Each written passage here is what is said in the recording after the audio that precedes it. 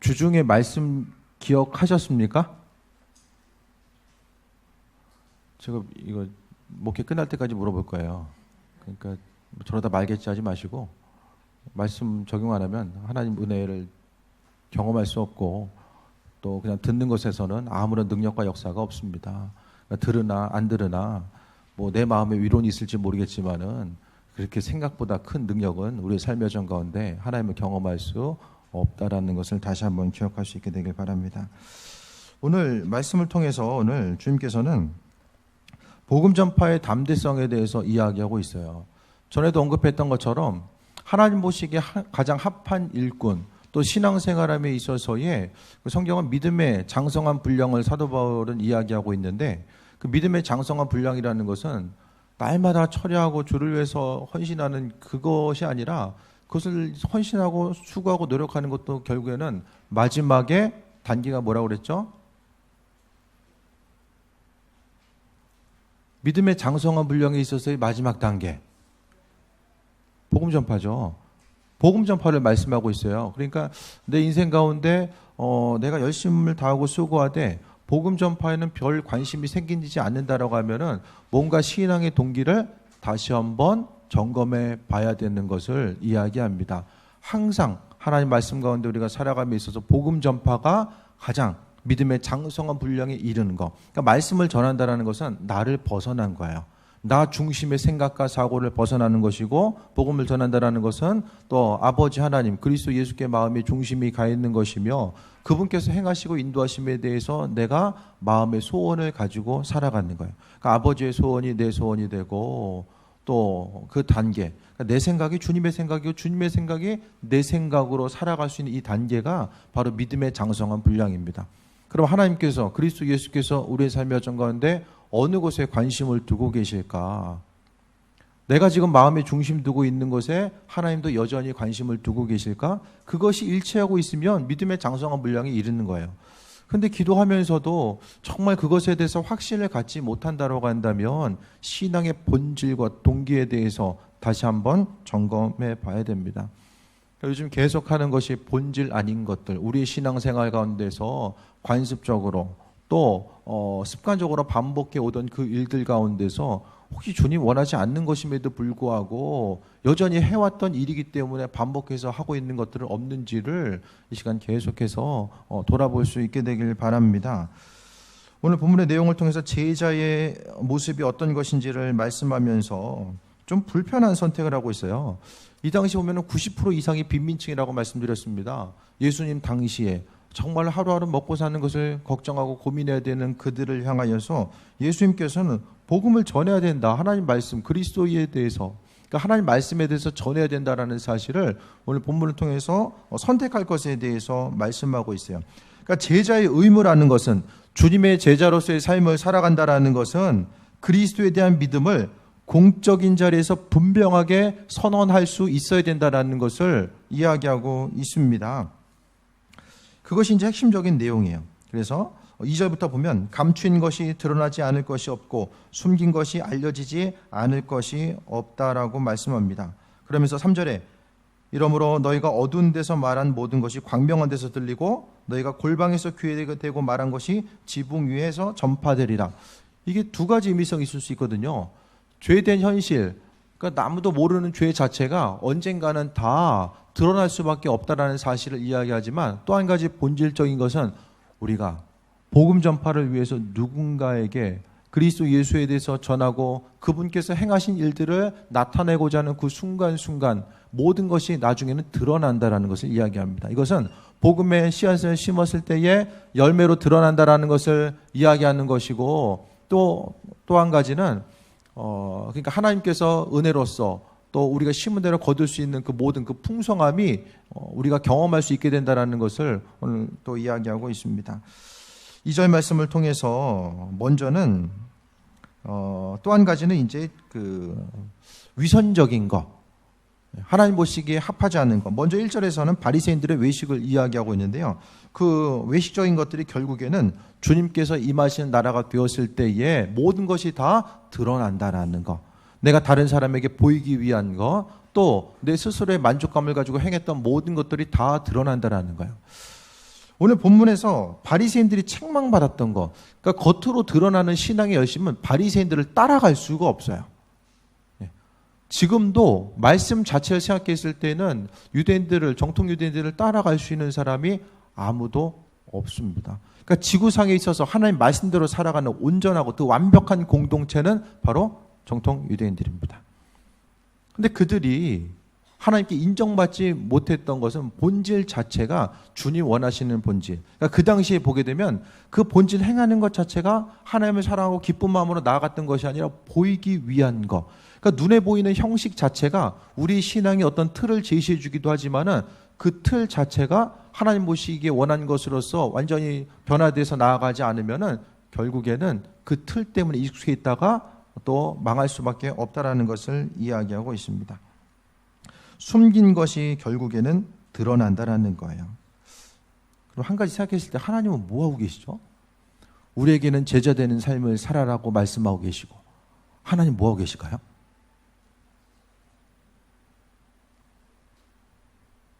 그런 생각 안 해보세요? 그러니까 잠깐 다른 얘기지만 신앙생활 한다는 것은 삶의 문제, 죽음의 문제, 나 자아의 문제, 주변을 돌아보는 것. 그러니까 우리가 믿음 생활을 하지 않았으면 절대로 생각할 수 없고 돌아볼 수 없는 것들을 이 뭔가 좀 고차원적인 사고와 생각을 함을 통해서 바라볼 수 있는 그 은혜가 우리에게 있는 거예요.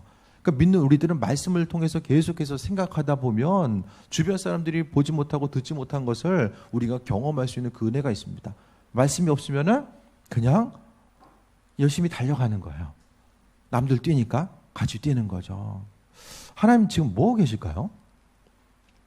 우리가 바쁘게 살아가는 그 순간순간 하나님은 어디서 무슨 일하고 계실까요? 욥기 1장 말씀 잠깐 보겠습니다. 욥기 1장 10절. 욥기 1장 10절. 760페이지입니다. 구약 760페이지.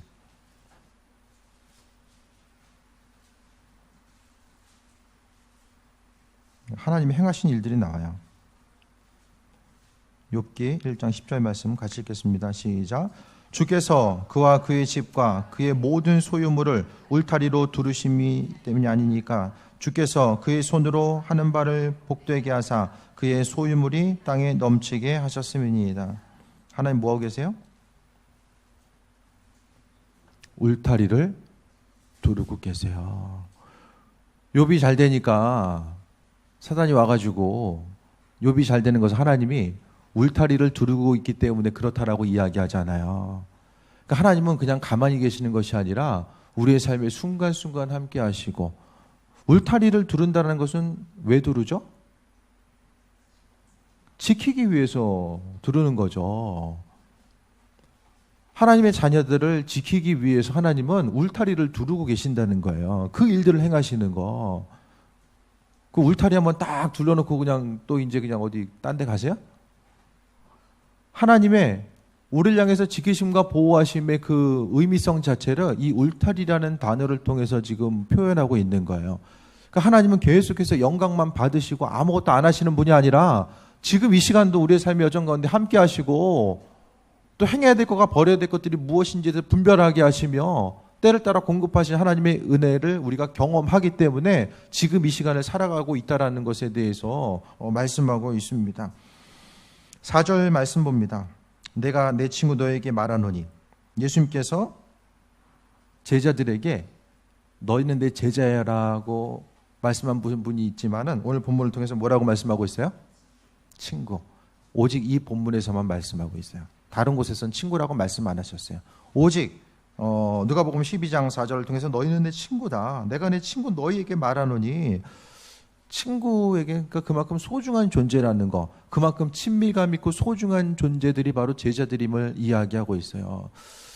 예수님께서 제자들에게 희망을 주는 메시지를 많이 말씀하셨어요? 아니면은 정말 삶에 있어서의 버려야 될 것들을 깨트리는 작업들을 많이 하셨어요?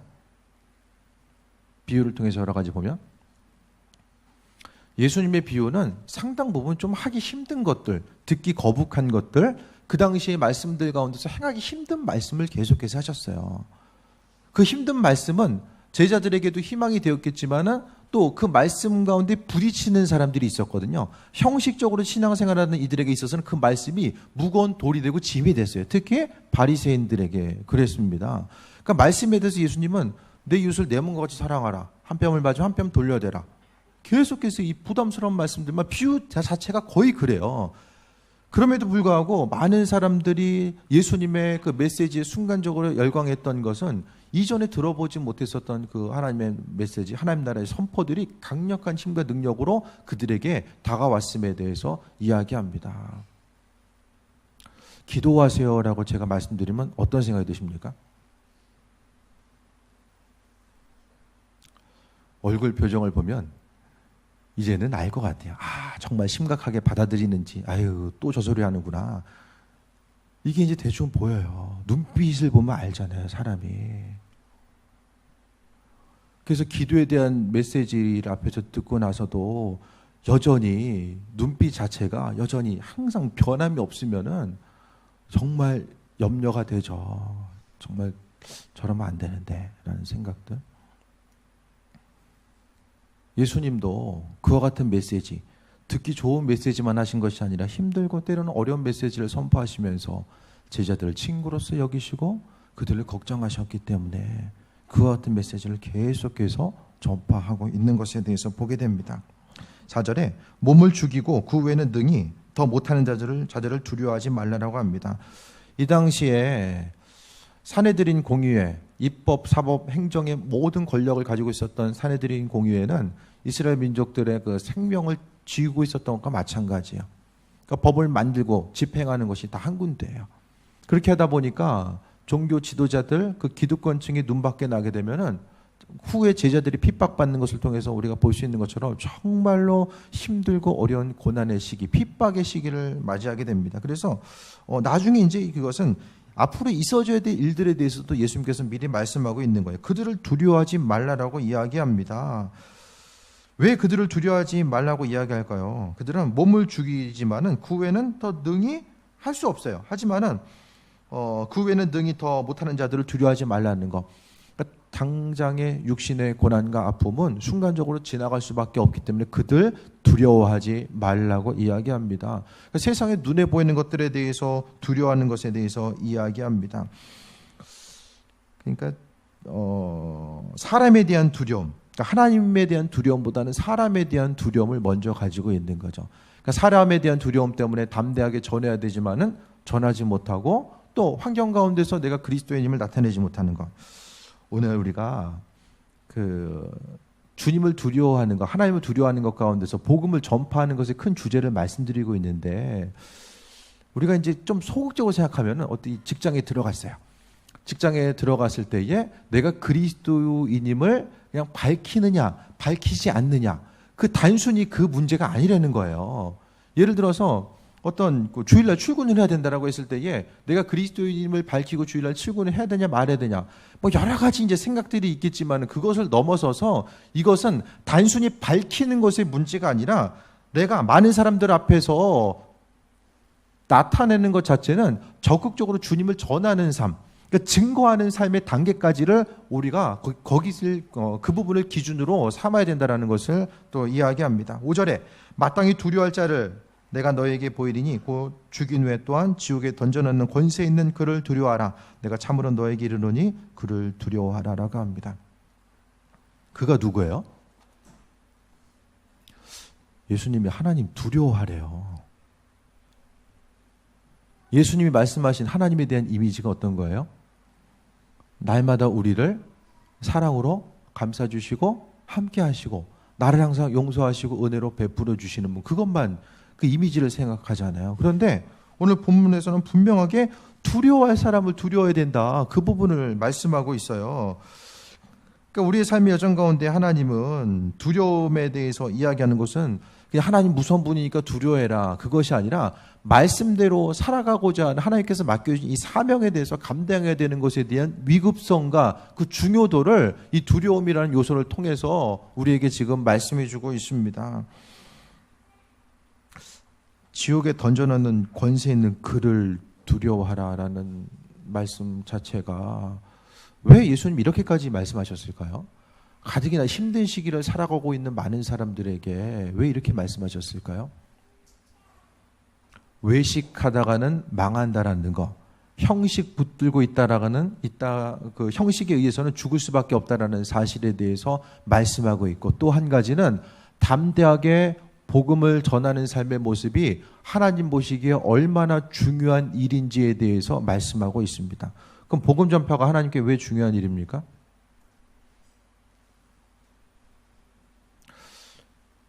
예수님 믿지 않는 사람들은 예수님 안 믿었기 때문에 지옥 가는 게 아닙니다. 자신이 가지고 있는 죄 때문에 지옥 갑니다. 잘 알고 계셔야 돼요. 언젠가도 말씀드렸던 것처럼 사람은 안 믿어서 지옥 가는 게 아니라 죄 때문에 지옥 가는 거예요.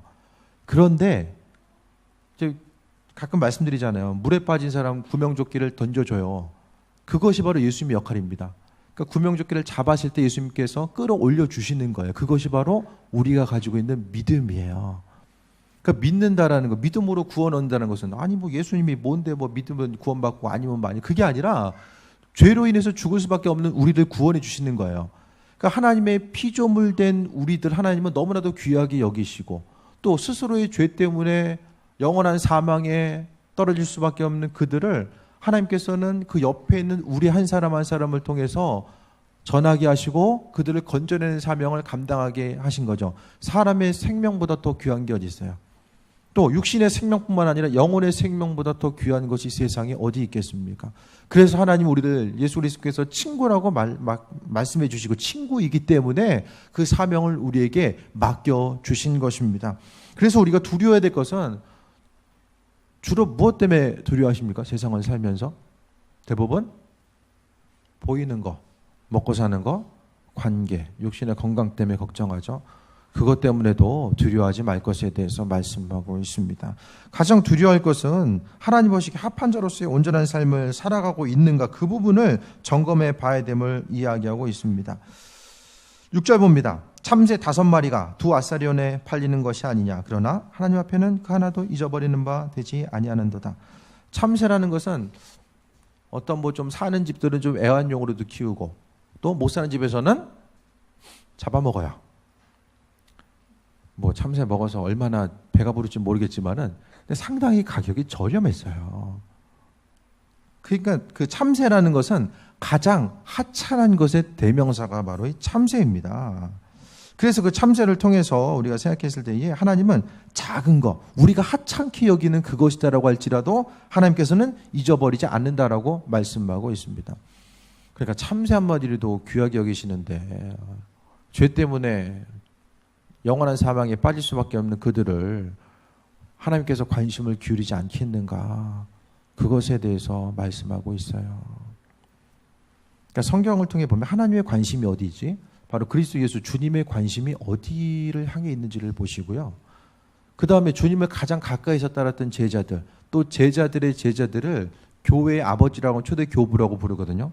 그들의 모습을 통해서 봤을 때 항상 중심은 복음 전파의 중심을 가지고 있었고, 지금도 하나님 말씀대로 살아가려고 하는 교회나 공동체, 개인은 항상 이 복음 전파의 중심을 둡니다. 교회의 머릿수 채우는데 목적이 아니라 하나님의 마음에 합한 자로서 내가 움직이고자 하는 것을 또 말씀하고 있어요. 7절에 너희에게는 심지어 머리털까지라도 다 세신 바 되었나니 두려워하지 말라. 너희는 많은 참새보다 더 귀하니라 라고 합니다. 머리털까지라도 세신 바 되었다라는 것을 6절에 참새와 연결되어서 봤을 때에 하나님의 세밀하심과 세심하심, 그 모든 것들, 하나님은 울타리를 쳐주고 있다는 것과 마찬가지로 관심이 있어야지만이, 사랑과 관심이 있어야지만이 울타리를 칠 수 있잖아요. 어디서 무엇을 하든지 알기 때문에. 애들 그때 보면 애들 쫓아다니기 바쁘잖아요. 관심이 있어야지만. 하나님의 관심이 그만큼 우리에게 임하고 있음에 대해서 말씀하고 있습니다. 8절에 상당히 또 주님 부담스러운 말씀을 하고 계세요. 내가 또한 너에게 말하노니 누구든지 사람 앞에서 나를 시인하면 인자도 하나님의 사자들 앞에서 그를 시인할 것이요 사람 앞에서 나를 부인하는 자는 하나님의 사자들 앞에서 부인을 당하리라. 사자들이라는 것은 뭐 천사를 이야기하겠죠. 땅에서 예수를 고백하거나 거부하는 것과 하늘에서 사람이 인정되는 것과 부인되는 것을 대조해서 이야기하고 있습니다. 그러니까 공동체, 교회 공동체라는 것은 단순히 교인임을 나타내는 것이 아니라 불신자를 향한 적극적인 복음 전파의 마음의 결단이 있어져야 됨을 이야기합니다. 전도 언제 하죠? 언제 하죠, 우리? 언젠간 할 거예요. 그죠? 언젠가. 그렇게 하니까 10년, 20년이 금방 지나가요. 성경은 뭐 이야기하고 있어요? 이 구절 보시면 어떤 생각이 드십니까? 사람이 말씀을 보면 잡고 싶은 말씀만 잡아요. 그게 맹점이에요. 잡고 싶은 말씀. 근데 우리는 잡고 싶은 말씀 보는 것이 아니라 이 말씀에 있는 한 구절 한 구절을 통해서 신앙의 본질 자체가 무엇일까, 정말 믿는다는 것이 무엇일까, 그런 것에 대해서 다시 한번 점검해 보고자 하는 거예요. 주님 앞에서 시인한다는 것은 내가 믿는 사람이야, 그거 시인하는 거 얘기하는 게 아니잖아요. 그걸로 좀 알고 싶으시죠? 어디 가서 나 교회 다녀, 그냥 그 정도 이야기하는 것을 예수님을 시인하는 것이고, 그게 아니면은 어디 가서 그냥 교회 다니는 거 모른 척하고 그냥 살아가는 거. 왜? 안 물어보니까 난 대답 안 해.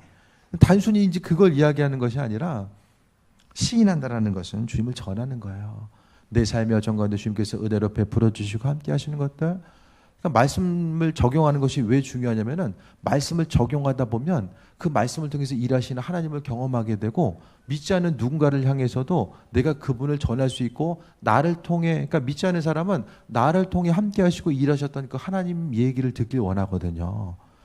그러니까 말씀 적용성이 없으면은 내가 하나님을 경험할 수가 없어요. 듣고 지나가면 잊어버리기 때문에. 그러니까 말씀대로 생활하다 보면 하나님 일하시는구나, 이렇게 움직이시고 이런 은혜를 베푸시는구나, 그것에 대해서 하나둘씩 점검하면서 내가 하나님의 사람으로 믿음이 성숙하고, 또 주님의 이끄심, 인도하심, 그분의 음성에 더 귀를 기울이면서 살아갈 수 있게 됩니다.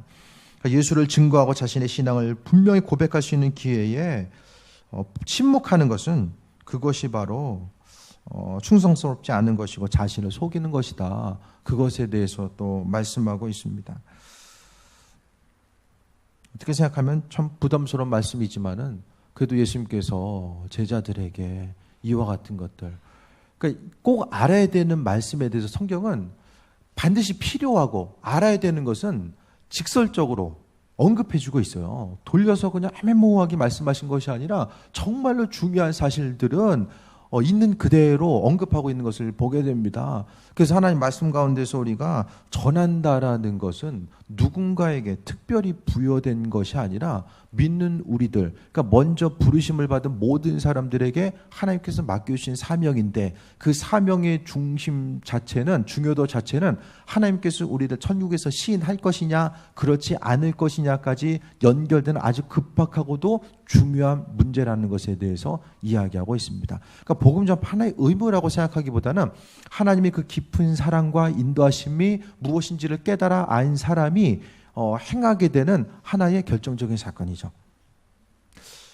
여러 가지 설교 말씀들 가운데서 하나님께서 마음으로서 주시는 것들이 뭘까요? 어떤 마음을 주실까요? 대부분 주변 누군가를 생각나게 하세요. 많은 경우에서 누군가를 생각나게 하시고, 또 그들에게 그리스도를 대신해서 행할 바가 무엇인지를 깨달아 알게 하십니다.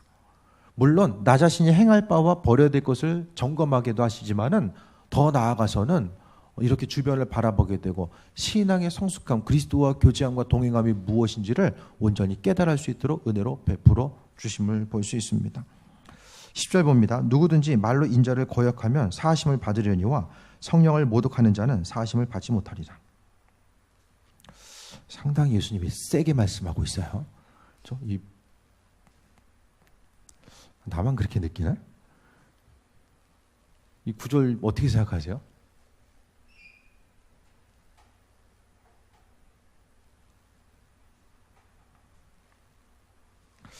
다른 구절, 다른 복음서에서도 이 성령 모독에 대해서 말씀하고 있어요. 성령 모독이라는 것은 성령께서 일하신 것을 이거 사단이 이랬어, 또 성령의 하나님의 일하심 자체를 예를 들어서 예수님께서 치유의 은혜를 베풀어 주실 때에 저 귀신의 능력을 힘입었구나. 그렇게 이제 이야기하는 것들이 성령 모독에 대한 것을 이야기하고 있고, 또 궁극적으로 성령 모독이라는 것은 하나님의 부르심과 죄를 용서하시는 그 부분에 대해서 거부하는 거죠. 인식하지 못하고 있는 것. 그럼 성령 모독이 왜 문제가 되냐면은 교회 안에서 움직여지는 이런 현상들, 그러니까 우리가 교회 안에서 행하고자 하는 이 모든 것들은 고개를 드세요. 지금 끝날 때 됐어요. 끝날 때 됐어요. 교회 안에서 움직여지는 모든 것들은 성령의 인도하심을 통해서 움직여져요. 주일날 얼마 주께서 여기 오면은 얼마 받으면 여기 오시겠어요? 그게 됩니까? 네? 얼마나 많이 줘야 오겠어요? 성령께서 부르시고 인도하시는 거. 그러니까 성령의 일하심 자체가 부정되면은 교회 공동체는 존재할 수가 없다라는 거예요. 그러니까 믿는 자로서 우리는 항상 성령의 일하심과 예비하심에 대해서 바라봐야 되고 인도하심 따라 나아가야 되는데, 또 한 가지는 성령에 대해서 모독하는 것은, 또 한 가지는 잘 들으세요. 우리가 기도했을 때에 마음의 감동으로서 주시는 것이 성령께서 마음의 감동을 주시잖아요.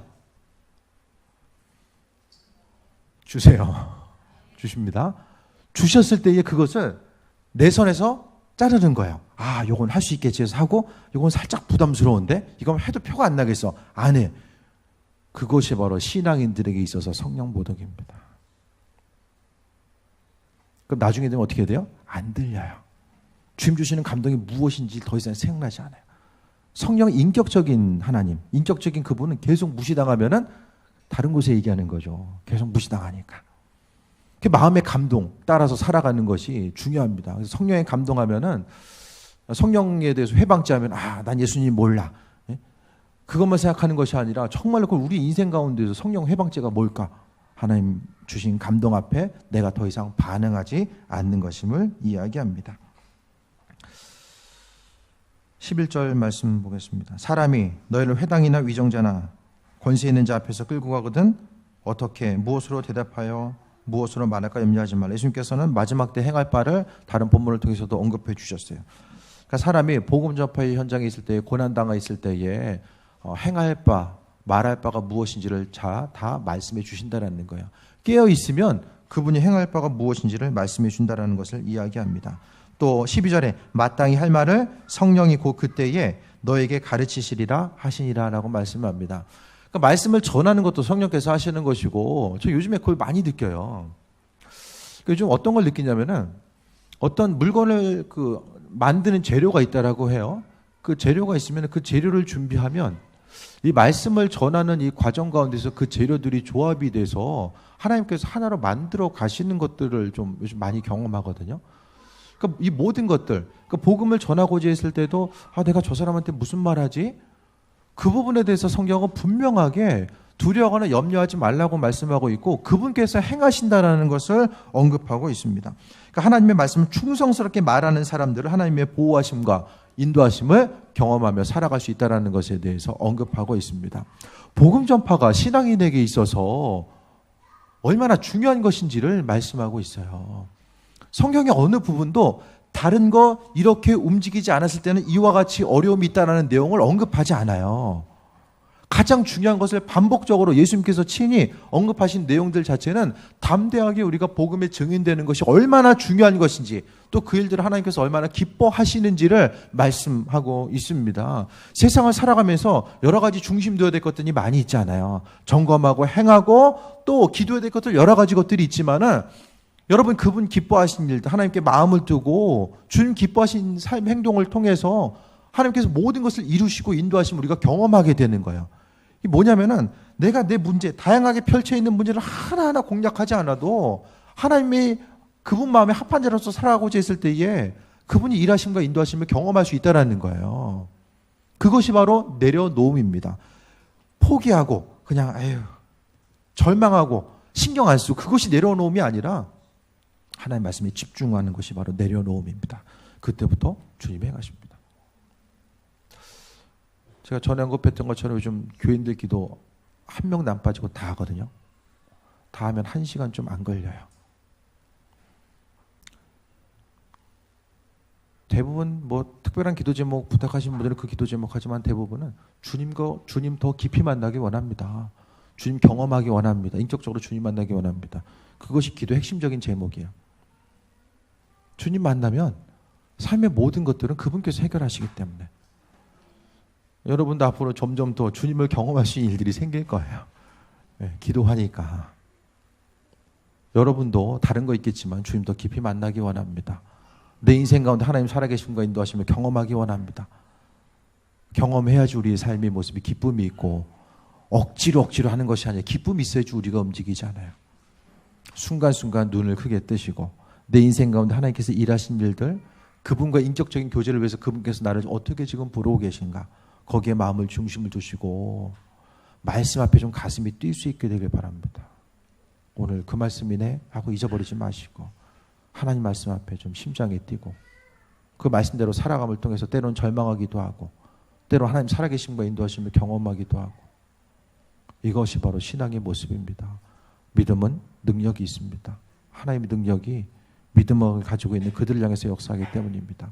삶의 다양한 문제들 고민하지 마시고 마음에 하나님 담대함 주시고 그리스도 예수 주님을 더 깊이 알아가길 원합니다. 거기에 마음의 중심 두고 또 새해 먹고 달려가는 온전한 삶이 되시길 축원드립니다. 오늘 본문 말씀 가지고 잠시 통성으로 또 적용점 위에서 하나님 오늘 말씀 주셨는데 이 말씀 어떻게 적용하고 나가야 될지 마음 허락하시고 은혜 더하시기 바랍니다. 잠시 통성으로 기도합니다. 주님 사랑에 감사합니다. 아버지 하나님, 하나님께서 우리를 귀하게 여기시고 자랑스럽게 여기셨던 것처럼 우리도 나가서 주님 한 분만을 자랑스럽게 여기고 또 주님 한 분만을 전할 것에 대해서 또 말씀하셨습니다. 우리의 심령 가운데 은혜 더하시고 인도하셔서 주님의 뜻대로 살고자 하는 한 사람 한 사람 하나님 책임져 주시고 또 믿음의 본질이 무엇인지 깨달아 알게 하시며 아버지 하나님 믿음과는 상관없이 마음에 두었던 것들을 버리게 하시고 본질 되신 하나님 그리스도 예수를 통해서 또 새해 먹고 나아가는 귀한 삶이 될 수 있도록 은혜로 베풀어 주옵소서. 모든 것이 하나님 베풀어 주신 은혜입니다. 때를 따라 공급하시고 인도하신 하나님의 사랑과 그 예비하심을 바라보게 하여 주옵소서. 한 주간 또 하나님 말씀 적용하고 또 그 말씀대로 살아가길 원합니다. 눈에 보이는 수많은 문제 앞에서 가려져서 주님의 음성 그분의 말씀 뒤로 하지 않게 하시며 말씀대로 순종하고 앞을 향해서 나아가길 원합니다.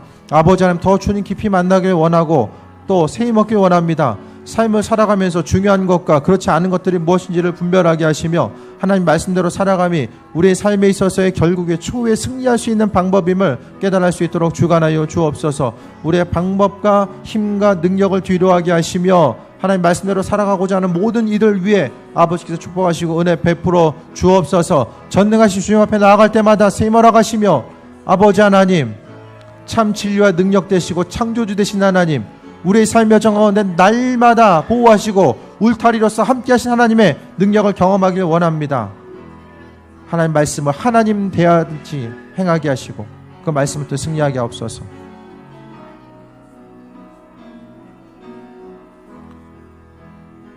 주님 말씀대로 살아가게 하여 주옵소서. 주의 복음 전하고자 했을 때 마음에 두려움이 있는 이들 아버지께서 힘과 능력과 용기를 더하여 주시고 믿음 생활이 무엇일지에 대한 그 모든 것들이 다시 한번 정립되게 하시고 신앙인으로서 습관적으로 반복하는 삶이 아니라 믿음의 중심, 우리가 창조주 되신 하나님 앞에 날마다 대하고 또 그분 앞에 서고 있음을 기억하게 하여 주옵소서. 하나님을 하나님으로 대하며 그 말씀 가운데 살아계신 주님을 날마다 경험하게 하여 주옵소서.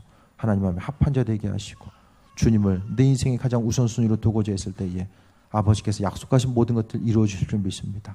주님 영광 받으시고 세임하라가 없어서 예수님의 이름으로 기도했습니다. 아멘.